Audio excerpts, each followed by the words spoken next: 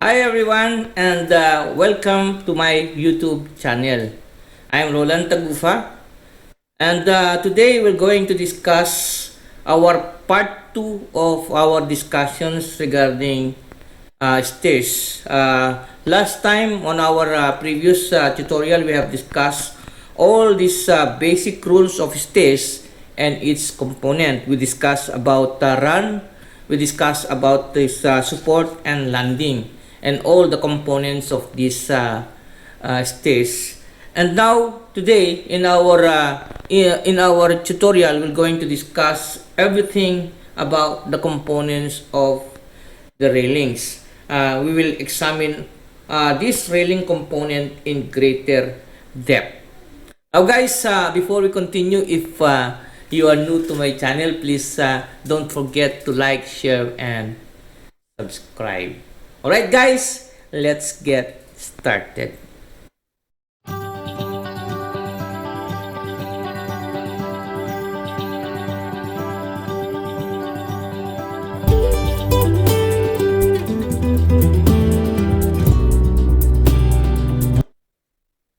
Now guys, my Revit is open.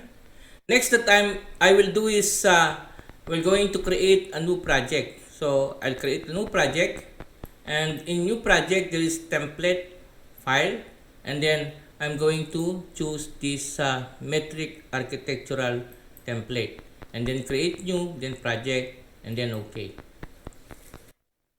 Now guys, next that I'm going to do is as usual we need to change our unit. UN, type UN, and then length, and then go to this millimeter and change it to meters, and then rounding to 2 decimal places, and then OK, and then OK. And then next that I'm going to do is guys, we're going to create a stair. So I'll create a stair, and in a stair there is an option from this architecture tab.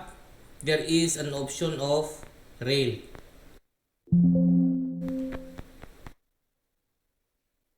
Railings. In modify create stair there is a railing, and then in railing I'll click this railing in the ribbon tab of this conceptual modifying contextual modify create stair. There is a default.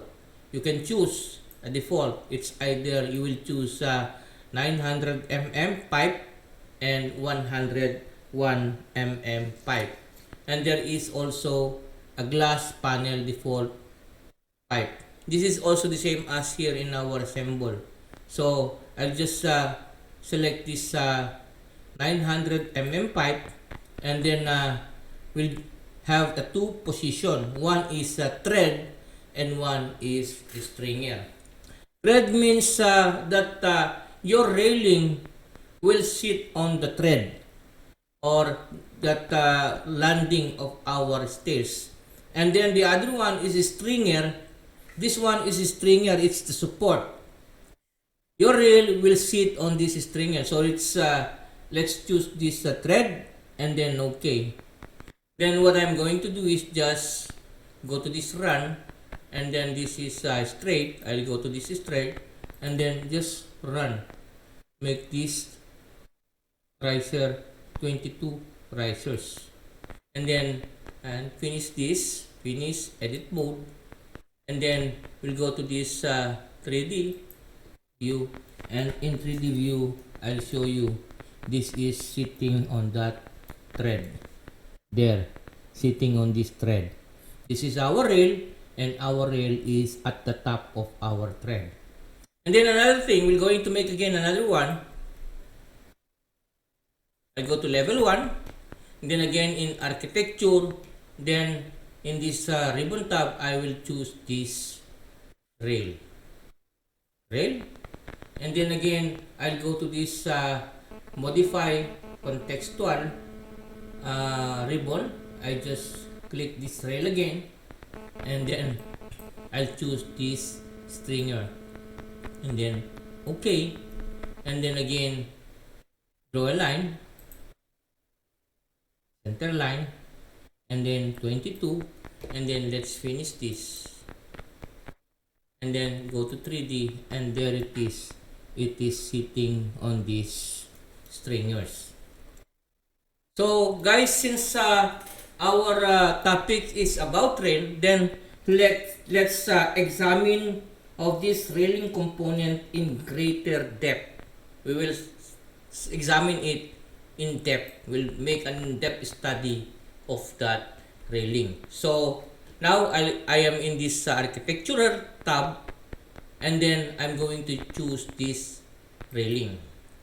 And then in railing, we have this railing properties, and here in properties, we have this 900 mm pipe, and then 110 mm, and there is a glass panel fill. So let's choose this 110 mm, that is rectangular pipe. Yes, I'll just make, let's say 10 meters, type 10 meters, and then click enter, and then let's finish it. And then here in 3D, it is like this. So let's examine all of the component of this rail. Now guys, rail has a baluster and a top rail. This is our top rail, and this is a baluster. And in baluster, there are 3 kinds of baluster family templates you can use to customize the railing. Number 1 is what we call baluster post. This is a baluster post. This is baluster posts are used at the start and end and transition of railing. This is start and this is end. This is end. And then another type of a baluster is just only a baluster. This is a baluster. These are all. These baluster are the main parts repeated vertical structure of most railing designs. These are repeated. All of these. This is the post, and a baluster.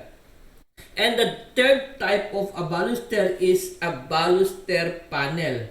The baluster panel have control much like the balusters, but there are different references planes to control the overall width of the side panel. So let's again make another one, rail. So I'll just hit escape and then go to architecture, and again I'll go to this rail, and then here in this property I'm going to select this glass panel, and then again in level 1 I'll just make a line, and this is 10, and then let's finish this, and then in 3D here is the panel. This is what we call glass panel. It's up to you if you want to use aluminum panel or glass panel. If I'm going to go more deeper, I just click this one, and then I'll go to this edit type, and then in edit type there is a baluster placement. Here in baluster placement, just go to this edit type, and there is a baluster M panel glaze 800 mm. And there is also another type of baluster, M baluster steel flat 50 by 12. What is this? These are all ply, and here these are all steel flat.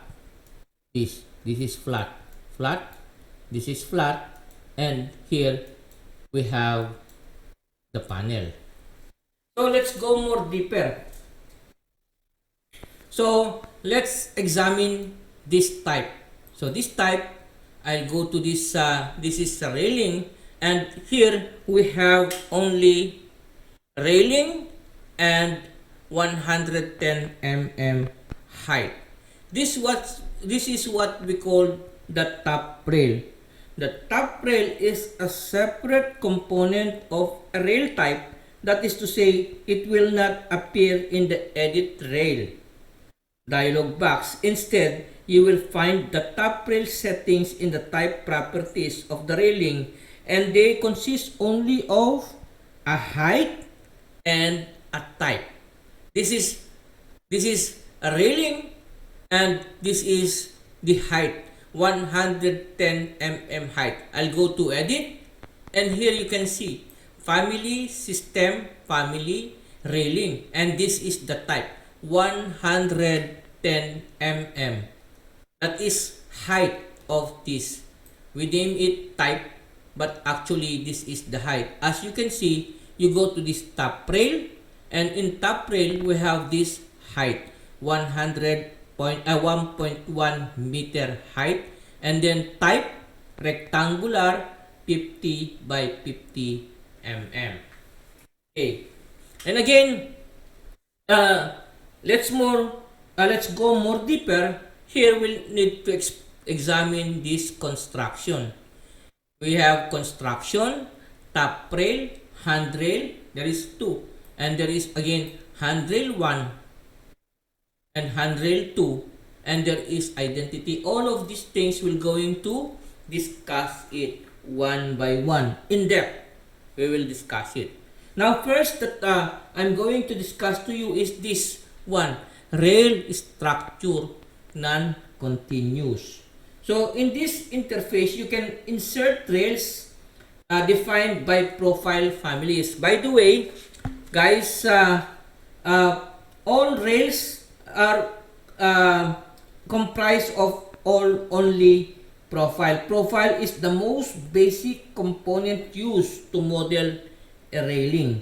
All rails, posts, and balusters are generated from profile. So as you can see, as we can now go into this rail structure, that means it is an interface. You can insert rails defined by profile family, as well as set their relative height, horizontal offset distance, and materials.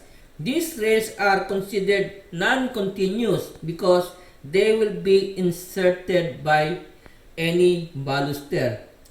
You find in your balusters, you find in the baluster placement settings. So, okay, let's examine it more deeply. We go to this rail structure non-continuous, and then I go to edit. And then when I go to edit, I have this family rail. So again, I'll go back. We need to duplicate it so that we cannot touch our original railing family. So I'll duplicate it, and then I'm going to name this one railing configure. We will configure this config. Okay, and then I'll go to this rail structure non-continuous, and then go to edit. So here, as you can see, we have this family railing, and then type railing configured. I configured it. Actually, the height of that is also 1.1, and the name type railing configured. And then there is also here down preview. We can preview that. So we have that one. We have the same as what we see here. We saw here. We have this railing and same as this. And then there is an insert. Okay, let's examine, guys. If I click this insert, then I have new rail 1. So I'll change this new rail 1 into just name rail 1. And then I can place a height. Let's say the total height of this one is 1.1. So I'll place this one height 0.90, and then apply. See, there is again another rail coming into this height 0.90, and we can change the profile. There is a profile here, profile. Let's say we're going to select this circular handrail 40 mm. Guys, to go more deeply, we will do many types of profile in our next discussions. First, we are going to study this in depth. If I'm going to apply, click this apply, as you can see, it will become circular 40 mm. And here, this rail is going from the host. This is our host. This is our base. From this base up to this is 0.90. Again, we can insert another one. We just click insert, or we can duplicate. If we click this, we can duplicate it like this, and then duplicate as many as we want. And we can change this height, maybe 0.80, and then we can change this one 0.70, and then we can change this one 0.60, and then I'll hit apply, and there is many rails appear. This is handrail. This is what we call rails, just rails. This is the top rail, and these are rails. Again, we're going to make another type of rail.